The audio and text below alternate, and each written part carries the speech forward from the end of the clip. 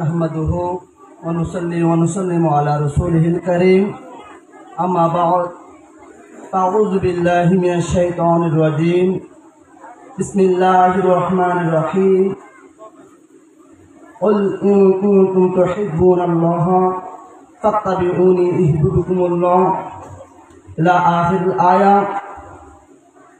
सदक़ल्लाहुल मौलानाल अज़ीम वक़ाल रसूलुल्लाहि सल्लल्लाहु अलैहि वसल्लम ला युमिनु अहदुकुम हत्ता अकूना अहब्बा इलैहि मिन वालिदिहि व वलदिहि वन नासि अजमाईन व सदक़ रसूलुहुन नबियुल हबीबुल करीम। অতঃ আয়োজিত আল মুস্তাফা মুফিদুল উম্মাহ বাংলাদেশের উদ্যোগে আল মুস্তাফা হকানিয়া সুন্নিয়া মাদ্রাসা প্রাঙ্গণে আয়োজিত জশ্নে জুলুসে ঈদ মিলাদুন নবী সাল্লাল্লাহু তাআলা আলাইহি ওয়াসাল্লাম উপলক্ষে আয়োজিত মাহফিলের সম্মানিত সভাপতি আল মুস্তাফা মুফিদুল উম্মাহ বাংলাদেশের সম্মানিত চেয়ারম্যান, অত্র আল মুস্তাফা হকানিয়া সুন্নিয়া মাদ্রাসার সম্মানিত প্রতিষ্ঠাতা, বিশিষ্ট আলেমে দ্বীন, অসংখ্য উলামায়ে কেরামের উস্তাদ হযরতুল আল্লামা আলহাজ জনাব মাওলানা মুফতি মুহাম্মদ আব্দুল নবী হকানি মুদাজ্জিলুল আলী এবং উপস্থিত বিভিন্ন সুন্নি প্রতিষ্ঠানের সম্মানিত মুহাদ্দিসিন আযম, মুফাসসিরিন আযম, মুফতিন আযম এবং সর্বস্তরের সুন্নি জনতা, আসসালামু আলাইকুম ওয়া রাহমাতুল্লাহি তাআলা ওয়া বারাকাতুহু। সর্বপ্রথম মহান আলীর শান দরবারে লক্ষ কোটি শুকরিয়া আদায় করছি যে মহান মুনিব আমাদেরকে তার সর্বশ্রেষ্ঠ সৃষ্টি সৈয়দুল মুরসালিন রাহমাতুল লিল আলামিন শফিউল মুযনিবিন সাইয়্যিদুনা মুহাম্মদুর রাসূলুল্লাহ সাল্লাল্লাহু আলাইহি ওয়াসাল্লামের এই মিলাদকে স্মরণ করার তৌফিক দান করেছেন। সেই শুকরিয়া আমরা প্রত্যেক একবার বলি আলহামদুলিল্লাহ। সম্মানিত উপস্থিতি, অসংখ্য উলামায়ে কেরাম উপস্থিত হয়েছেন। আসলে আমি এখানে তাকরীর করার জন্য আসি নাই, আমি আপনাদের কাছ থেকে দোয়া নেওয়ার জন্য, রাসূল করিম সাল্লাল্লাহু আলাইহি ওয়াসাল্লামের সন্তুষ্টির জন্য, আল্লাহ পাক রব্বুল আলামিনের সন্তুষ্টির জন্য এসেছি। যেহেতু কর্তৃপক্ষ আমার নাম ঘোষণা করেছে, সেই জন্য আমি 2 মিনিটের মধ্যে আমার বক্তব্য শেষ করব। আমি সর্বপ্রথম এখানে আমার অসংখ্য উস্তাদ সমতুল্য উলামায়ে কেরাম রয়েছেন, তাদের সামনে কথা বলা এটা বেয়াদবির শামিল, সেজন্য তারা ক্ষমা দৃষ্টিতে দেখবেন। সম্মানিত উপস্থিতি, এই ঈদে মিলাদুন নবী সাল্লাল্লাহু আলাইহি ওয়াসাল্লাম এটা পালন করা হচ্ছে ঈমানদারের একটা আলামত। জোরে বলি সুবহানাল্লাহ। কারণ আমি পবিত্র কোরআন কারীম থেকে একটা আয়াতে কারিমার অংশবিশেষ তেলাওয়াত করেছি। আল্লাহ পাক রব্বুল আলামিন বলেছেন, কুল ইন কুনতুম তুহিব্বুনাল্লাহ ফাত্তাবিউনি ইউহিব্বুকুমুল্লাহ। আমার আল্লাহ বলেছেন, হে মাহবুব নবী, আপনি আপনার নূরানি জবান দিয়ে আপনার উম্মতদেরকে বলে দিন, কুল ইন কুনতুম তুহিব্বুনাল্লাহ, তোমরা যদি আল্লাহকে যদি ভালোবাসতে চাও, ফাত্তাবিউনি, তাহলে তোমরা আমি নবী মুস্তাফা সাল্লাল্লাহু আলাইহি ওয়াসাল্লামকে তোমরা অনুসরণ করো। জোরে বলি সুবহানাল্লাহ। আমরা যদি নবীর অনুসরণ করি, আল্লাহ পাক রব্বুল আলামিন বলেছেন ইউহিব্বুকুমুল্লাহ, তাহলে আল্লাহ পাক রব্বুল আলামিন তোমাদেরকে ভালোবাসবেন। এবার আসেন আমরা নবী মুস্তাফাকে অনুসরণ করব। কাউকে যদি আমরা অনুসরণ করি, তার আগে তাকে আমাকে ভালো লাগতে হবে, তাকে আগে ভালোবাসতে হবে। কথা বলুন ঠিক কিনা? যাকে ভালো লাগে না, যাকে আমরা ভালোবাসি না, তাকে আমরা অনুসরণ করি না। নবীকে আমরা যদি অনুসরণ করতে চাই, আগে নবীকে ভালোবাসতে হবে। তো নবীর ভালোবাসা হচ্ছে ফরজ। জোরে বলে সুবহানাল্লাহ। ঈদে মিলাদুন নবী পালন করা সরাসরি ফরজ নয়। ঈদে মিলাদুন নবী হচ্ছে নবী করিম সাল্লাল্লাহু আলাইহি ওয়াসাল্লামকে যে আমরা ভালোবাসি, আমাদের অন্তরের মধ্যে যে নবীর ভালোবাসা আছে, এই নবীর ভালোবাসা প্রকাশের অন্যতম একটা মাধ্যম হচ্ছে পবিত্র ঈদে মিলাদুন নবী সাল্লাল্লাহু আলাইহি ওয়াসাল্লাম। জোরে বলে সুবহানাল্লাহ।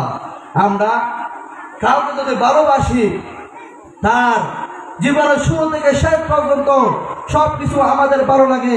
যাকে ভালোবাসি সে যে কাজ করে সেটা আমাদের ভালো লাগে, তার জন্ম আমাদের ভালো লাগে, তার মৃত্যু আমাদের ভালো লাগে, তার পদোন্নতি আমাদের ভালো লাগে। তো আমাদের অন্তরের মধ্যে নবী করিম সাল্লাল্লাহু আলাইহি ওয়াসাল্লামের মহব্বত আমাদের অন্তরের মধ্যে রয়েছে। সেই কারণে নবীকে যেহেতু আমরা ভালোবাসি, নবীর মিলাদকে, নবীর জন্মকে আমরা ভালোবাসি। জোরে বলে সুবহানাল্লাহ। নবীর মিলাদুন নবীকে যারা সহ্য করতে পারে না, নবীর ঈদে মিলাদুন নবীকে যারা মেনে নিতে পারে না, যারা নবীর মিলাদের বিরোধিতা করে, তাহলে আমাদের বুঝতে আর দেরি নাই। তাদের অন্তরের মধ্যে বক্রতা রয়েছে, তাদের অন্তরের মধ্যে নবীর দুশ্মনী রয়েছে, তাদের অন্তরের মধ্যে নবীর বিদ্বেষ রয়েছে বিদায় তাদের মুখ দিয়ে, তাদের কাজ দিয়ে আমার নবীর মিলাদের বিরোধিতা হয়। কথা বলুন ঠিক কিনা? সুতরাং আমরা যদি আশিক দাবি করি, নবীর উম্মত যদি দাবি করি, তাহলে নবীকে অনুসরণ করতে হবে। নবীর প্রতিটি জিনিস আমাদেরকে ভালোবাসতে হবে। আল্লাহ পাক রব্বুল আলামিন আমাদেরকে কবুল করুক, বলতে বলি আমিন। আমি একটা হাদিস মুবারাকা বলেছি, আমার রাসূল বলেছেন, লা ইউমিনু আহাদুকুম হাত্তা আকুনা আহাব্বা ইলাইহি মিন ওয়ালিদিহি ওয়া ওয়ালাদিহি ওয়ান নাসি আজমাইন। আমার নবী বলেছেন, তোমরা ততক্ষণ পর্যন্ত প্রকৃত মুমিন হতে পারবে না যতক্ষণ পর্যন্ত আমি নবী মুস্তাফা সাল্লাল্লাহু আলাইহি ওয়াসাল্লাম তোমাদের কাছে, তোমাদের পিতা মাতা, তোমাদের ভাই বোন, তোমাদের সমস্ত মানুষ থেকে আমি নবী মুস্তাফা সাল্লাল্লাহু আলাইহি ওয়াসাল্লাম সবচেয়ে বেশি প্রিয় হব। জোরে বলে সুবহানাল্লাহ। এবার আসেন, আমরা আজকে ঈদে মিলাদুন নবী সাল্লাল্লাহু আলাইহি ওয়াসাল্লাম পালন করতেছি। এই ঈদে মিলাদুন নবী যারা আহলে সুন্নাত ওয়াল জামাতের অনুসারী, আমরা এই ঈদে মিলাদুন নবীকে মানি। আমরা বছরে শুধু দুইটা ঈদের মধ্যে আমরা সীমাবদ্ধ থাকি না, আমরা বছরের মধ্যে অনেক ঈদ আমরা মানি। কথা বলুন ঠিক কিনা? কিন্তু বাতিল ফেরকারা তারা বলেন শুধুমাত্র ইসলামের মধ্যে দুইটা ঈদ আছে, ওই দুইটা ঈদ ছাড়া আর কোনো ঈদ পালন করা যাবে না। তারা দলিল দেয় যে কোরআনের মধ্যে রয়েছে যে তোমরা কোনো দিনকে, কোনো দিবসকে তোমরা ঈদ বানিও না। আবার আমরা পবিত্র কোরআনের মধ্যে পেয়েছি আল্লাহ পাক রব্বুল আলামিন ইরশাদ করেন, কুল বিফাদলিল্লাহি ওয়া বিরহমাতিহি ফাবিযালিকা ফালইফরাহু। জোরে বলে সুবহানাল্লাহ। আমার আল্লাহ পাক রব্বুল আলামিন বলেছেন, হে মাহবুব নবী, আপনি বলে দিন আপনার উম্মতরা আল্লাহর অনুগ্রহ পেয়ে, আল্লাহর রহমত পেয়ে তারা যেন খুশি উদযাপন করে। জোরে বলে সুবহানাল্লাহ। এবার আমরা দুইটা মত পেলাম। একটা কোরআনের আয়াতের মধ্যে আছে তোমরা আল্লাহর অনুগ্রহ পেয়ে, আল্লাহর দয়া পেয়ে, আল্লাহর রহমত পেয়ে তোমরা ঈদ পালন করো। আবার আরেক আয়াতের মধ্যে রয়েছে তোমরা কোনো দিবসকে ঈদ বানিও না। এবার আমরা যদি ব্যাখ্যা করি তাহলে পাবো যে ঈদের কথা না জায়েজ বলা হয়েছে, যে দিবসকে ঈদ না বানানোর কথা বলেছে, সেগুলো হচ্ছে ইহুদি নাসারাদের ঈদ। কথা বলুন ঠিক কিনা? কারণ ইসলামের আগে দুইটা ঈদ ছিল যেগুলো আপনার কাফির বিদিনরা পালন করত। আমার রাসূল ওই দুই ঈদের পরিবর্তে ঈদুল ফিতর এবং ঈদুল আযহা দিয়েছেন। জোরে বলি আলহামদুলিল্লাহ। যে ঈদ না জায়েজ বলা হয়েছে সেই ঈদটা হচ্ছে অহংকার বশত ঈদ। যে ঈদটা অহংকার করা হয়, আমরা অনেক সময় আল্লাহর নিয়ামত পাই, কোনো খুশির সংবাদ পেয়ে আমরা ঈদ উদযাপন করি। অনেকে রহমত পেয়ে অহংকার হয়ে যায়। আল্লাহ পাক রব্বুল আলামিন অহংকার বশত যে ঈদ উদযাপন করা হয় ওই ঈদটা হারাম বলেছেন, কিন্তু আল্লাহর দয়া পেয়ে, আল্লাহর শুকরিয়া স্বরূপ যে ঈদ পালন করা হয় এটা হচ্ছে সর্বশ্রেষ্ঠ ইবাদত। জোরে বলি সুবহানাল্লাহ। তাহলে আমাদেরকে বুঝতে হবে কোন ঈদ জায়েজ, কোন ঈদ হারাম। আমরা আজকে যে ঈদ করতেছি এটা হচ্ছে উত্তম ঈদ। জোরে বলি সুবহানাল্লাহ। আল্লাহ পাক রব্বুল আলামিন আমাদেরকে কবুল করুন, বলতে বলি আমিন। তা আমি আপনাদেরকে বলতেছিলাম যে ঈদে মিলাদুন নবী সাল্লাল্লাহু আলাইহি ওয়াসাল্লাম পালন করা সরাসরি ফরজ নয়। কিন্তু মিলাদুন নবী মানা এবং মিলাদুন নবী করা কিন্তু ফরজ। কারণ মিলাদুন নবী এটা কোরআন দ্বারা সাবেত। জোরে বলি সুবহানাল্লাহ। কোরআনের অসংখ্য আয়াতে কারিমা রয়েছে। আল্লাহ পাক রব্বুল আলামিন বলেছেন, লাকাদ জাআকুম রাসূলুম মিন আনফুসিকুম আজিজুন আলাইহি মা আনিতুম হারিসুম বিল মুমিনিনা রাউফুর রহিম।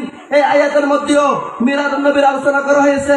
এরপরে কদ জাআকুম মিনাল্লাহি নূরুন ওয়া কিতাবুম মুবিন, এই আয়াতে কারিমার মধ্যেও রাসূল পাক সাল্লাল্লাহু আলাইহি ওয়াসাল্লাম মিলাদের কথা বলেছে। এরপরে আরো রয়েছে হযরত ঈসা আলাইহিস সালামও মিলাদুন নবী পালন করেছেন। পবিত্র কোরআন কারীমের মধ্যে রয়েছে হযরত ঈসা আলাইহিস সালাম বলেছেন, ওয়া মুবাশশিরাম বিরাসূলিন ইয়াতি মিন বাদি ইসমু আহমদ।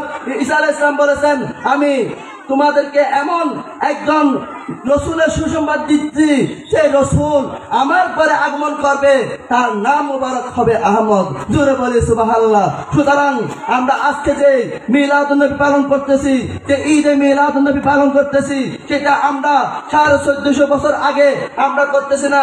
এই ঈদে মিলাদুন নবী আল্লাহ পাক রব্বুল আলামিন রূহ জগতের মধ্যে করেছেন।